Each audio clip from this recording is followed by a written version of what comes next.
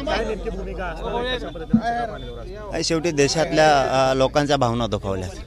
छत्रपती शिवराय हे दैवत आहेत या देशाचे आणि एवढ्या मोठ्या स्मारकाचं अशी दुर्दैवी घटना होणं ही आमच्यासाठी खूप आम्हाला दुखावलं. आमच्या खूप भावना दुखावल्या. त्यामुळं आमचं एकच म्हणणं आहे की याच्यात राजकारण कोणी आणू नका.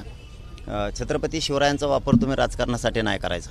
शेवटी हे जनतेच्या अस्मितेचा प्रश्न आहे, या रयतेच्या अस्मितेचा प्रश्न आहे, 18 पगड जातीच्या लोकांच्या अस्मितेचा प्रश्न आहे. तुम्ही त्याच्यात राजकारण करू नका. तुम्हाला खूप जागा आहेत राजकारण करायला. मग तो कोणताही पक्ष असू द्या, तो महाविकास आघाडी असू द्या किंवा ती महायुती असू द्या, तुम्ही त्याच्यामध्ये राजकारण करायचं नाही.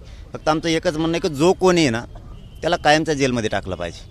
हे बघा, महापुरुष कुठलेही असू द्या, अशा जर घटना घडल्या तर तो माणूस सुटायला कामा नाही. तो सुटलाच नाही पाहिजे. 4 दिवस आत टाकला, 5व्या दिवशी बाहेर आला, हे आम्हाला मान्य नाही. आणि तुम्ही राजकारण सगळ्या राजकीय पक्षांना बंद करा, नसता मग जनतेला तुमच्या विरोधात उठावं लागणार आहे. हे खरं तर अपघात म्हटलं जातं, मात्र ज्या पद्धतीचं काम होतं, अनेक लोकांनी संभाजीराजेंनी पत्र लिहिलेलं होतं, निकृष्ट दर्जाचं काम आहे, त्याला अपघात म्हणायचं आहे का? इतक्या निकृष्ट दर्जाचं काम केलं असताना त्याला अपघात आपण कसं म्हणायचं, दुर्घटना कशी म्हणायची त्याला? नाही, हे जे टेंडर घेणारे लोक असतात किंवा हे कोण काम करणारे असतात ना, हे इतके हरामखोर लोक आहेत.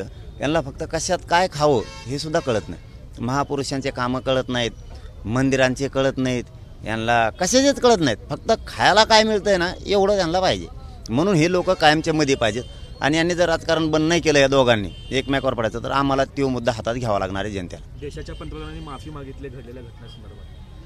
नाही, आता याच्या अगोदरही 8 ते घटना घडल्याबरोबर मला काही प्रश्न विचारले होते. त्यावेळेस उद्घाटक का करून गेले. हे बघा, मला राजकारण करायचं म्हणून मी करत नसतो. चुकला की मी सोडत नाही त्याला, मग तो कोणी असो.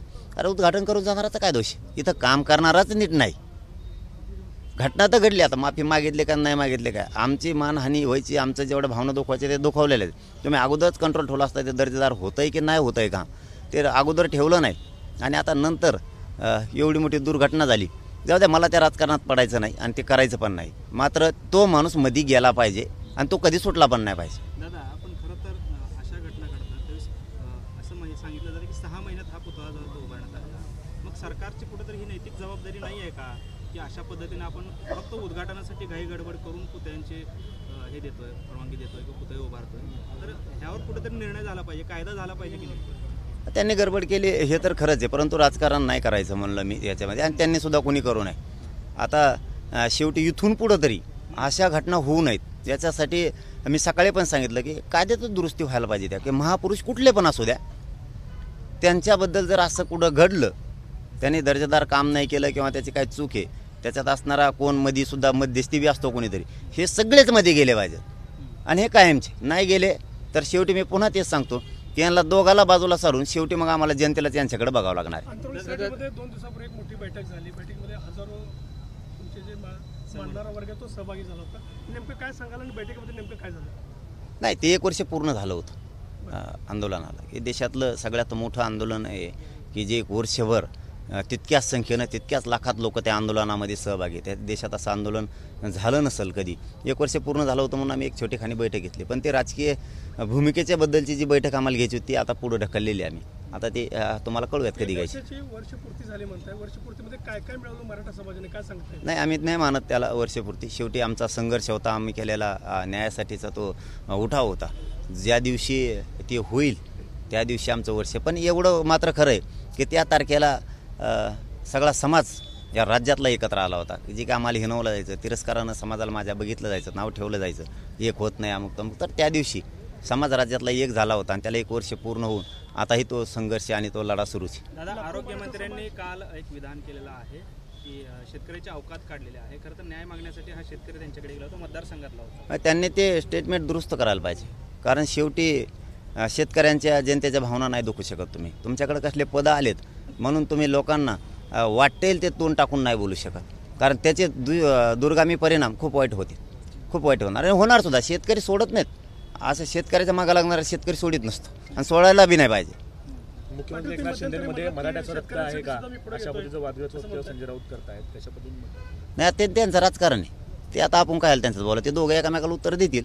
पण आमच्या आरक्षणाच्या बद्दल आणि शेतकऱ्याबद्दल आम्ही खंबीर आहेत. आम्ही मागत लागणार आहे. शेतकऱ्यांसाठी मी करतो म्हणाले, काय शेतकऱ्यांसाठी आहे, मुस्लिम समाज असेल, धनगर समाज असेल, सगळ्यांसाठी मी सगळ्या घटकांना सोबत घेऊन काम करतो असं तुमचं म्हणणं आहे? करतोयच.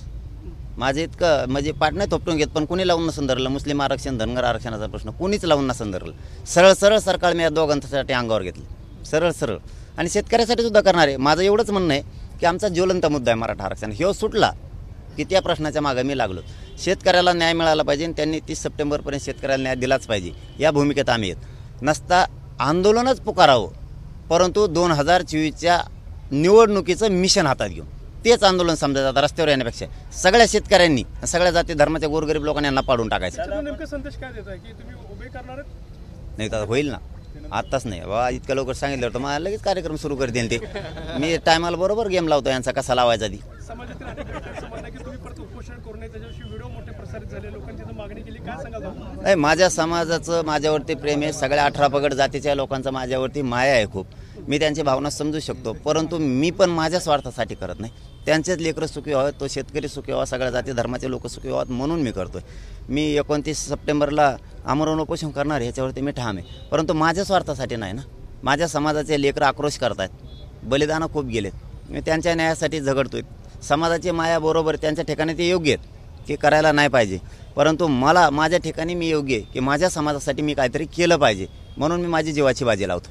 दादा, विरोधक जे आहेत ते उद्या सत्ताधाऱ्यांच्या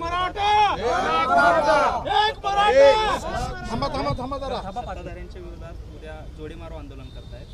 हे महाराष्ट्राच्या संस्कृतीला कितपत योग्य आहे? कशा बाबतीत पण नाही, माझं म्हणणं आहे छत्रपतींच्या बाबत तुम्ही राजकारण करूच नका. तुम्हाला करायला खूप जागा आहेत, तुम्ही राजकारण करू नका. सगळे मिळून, कोणाची चूक आहे ना त्याला मध्ये टाका, सगळे मिळून. नसता तुमच्या दोघांच्या मागे जनता लागणार आहे. एबीपी माझा, उघडा डोळे बघा नीट.